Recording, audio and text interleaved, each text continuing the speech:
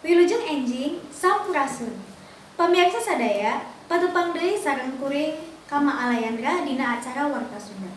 Dina kasempatan ieu, kuring bade ngadugikeun warta anu parantos dugi ka meja redaksi. Nyaeta ngeunaan penemuan cacing dina produk lauk bungkusan kaleng di Sumedang.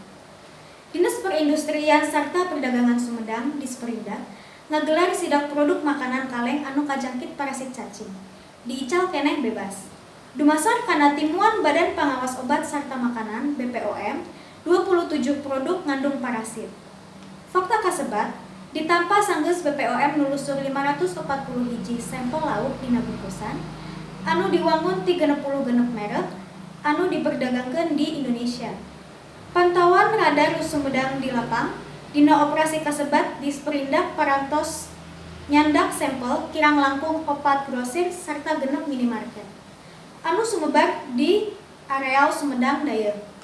Hasilna, ti 4 grosir eta kapendak keneh produk lauk kaleng anu diical keneh bebas.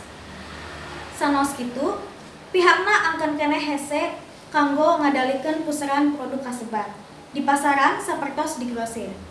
Kusabab eta, guna nyegah perkawis kasebat, pihakna bade ngagelar pasamuan kalawan sababaraha pihak kanggo ngabahas perihal produk lauk kaleng picilakeun anu ngandung cacing.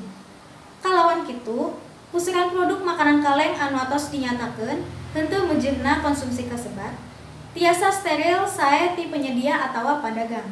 Ayeuna BPOM atos marentahkeun produsen merek-merek kasebat kanggo narik produk anu kagok medar di pasaran.